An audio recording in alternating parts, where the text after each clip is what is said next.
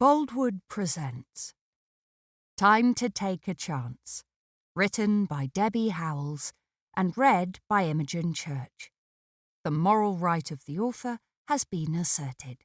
This performance is owned by Boldwood. In memory of my mum. Prologue. I remember distinctly that crisp December day and how an early fall of snow brightened the greyness, crunching underfoot as we walked slowly from the car park. That day my life changed forever. Oddly, I felt elated when they told me.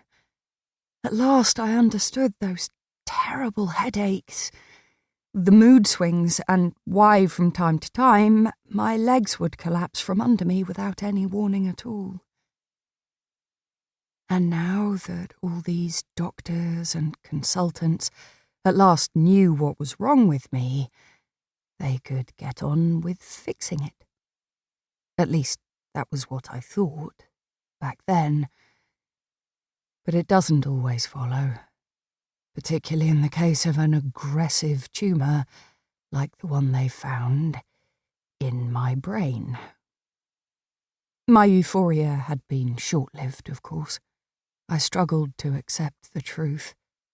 How could I possibly have a brain tumour? It had to be a mistake. My scan results had got muddled with someone else's. But there was no mistake. Life in all its fullness had dealt me a rogue card, and in the blink of an eye turned everything I'd ever known on its head. But there was no time to be wasted, I was told. No putting off the inevitable, not if I wanted to live. And so Lizzie accompanied me to the hospital. The last thing I'd want to put her through, waiting outside as I went for my treatment. Such a small figure as she sat there, such a heavy weight on her shoulders. I'd never envisaged anything like this. But does anyone? The future's always there in front of us, and even now as I sit in my garden, I'm looking ahead. I catch myself thinking I'll plant a clematis to tumble through the Albertine rose for next summer, or maybe I'll move that lilac before it gets any bigger. There's nothing to stop me. Life will go on without me. But it'll be someone else who watches the vivid splash of purple amongst the tiny pale roses, or the lilac thrive in years to come, because I moved it to where the soil is better drained. It's not that I'm giving up, but I can't pretend any longer. The facts are there in front of me, and through long, wakeful nights, I've reached my own conclusions. I can't deny what's happening. My legs so weak I can barely walk. My balance worse than ever, and those headaches? Pain like I've never felt before, that refuses to go away. But I have to face the reality that it's all coming to an end. What is it like to die? Is it drifting away into a dreamless sleep never to awaken?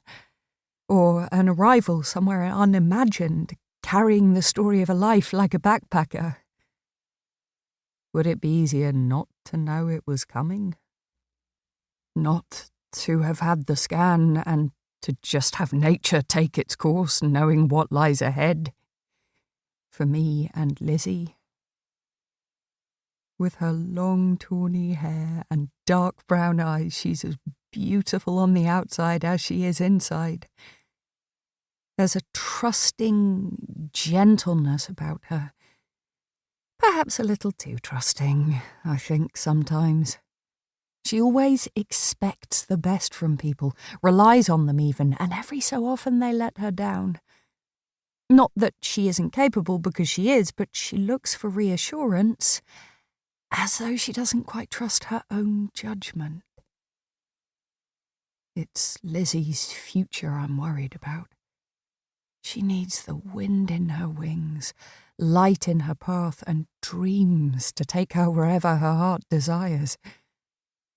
She's forgotten what it is to stand on a beach in a storm and stare in awe as the waves curl over and crash onto the sand. Or to laugh and laugh until she cries, or to love so unreservedly you feel it in every cell of your body. What it is to truly feel alive. There's an inner strength buried somewhere inside her. When she finds it, forever. I wish with all my heart that I was going to be here to see it. But of course here lies the irony. It's only when I've gone that she'll discover it. I'm so tired of this losing battle I'm fighting. Time is running out. And while the rest of the world lies sleeping, I think of Lizzie, of everything I want for her, firing my one wish into the darkness, breathing the same words in my head, hoping someone, somewhere, is listening. Chapter 1. Sign here, please. The postman looked annoyingly chirpy to Lizzie, who wasn't feeling chirpy at all. It was too early in the morning, for one thing, and she could feel the beginnings of a cold coming on. He thrust a large brown envelope at her. In that box, he added helpfully, pointing as he handed her a pen. Be a full moon tonight, by the look of it. He stared up at the sky, while Lizzie scribbled obediently and handed it back, wondering why he was talking about the moon. Right then. Well, hope you enjoy it. Whatever it is in there. He nodded at the envelope. Oh, said Lizzie, turning to go back in. Thanks. But he stood in the path, watching her. Only, it looks kind of interesting. You get a feel for it when you've been doing this as long as I have. I've delivered all sorts, love letters, hate mail, good news, bad news, wills. You can always tell a will by how it feels. But that one, he frowned slightly. It's different, that one. Though in a good way. I wouldn't mind betting. It is. Lizzie was wishing he'd go. He was showing an inordinate amount of interest in a bog-standard brown envelope, and there was something a little peculiar about him. It was his eyes, boring into hers most disturbingly. And the handwriting, too. Lizzie noticed for the first time the curly lettering. A feminine hand, definitely, and neat.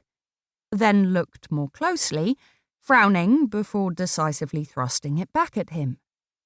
It's not for me. I'm not Lizzie Mackenzie, I'm Lizzie Lavender. I can't take this. But his hands held up in front of him. No, you've signed for it, see? Means you'll have to keep it, I'm afraid. Once you've signed, that's that, done and dusted. It's yours. If I took it back now... He shook his head. And I wouldn't let a small thing like a name go putting you off, like I said. It's an interesting one. Enjoy!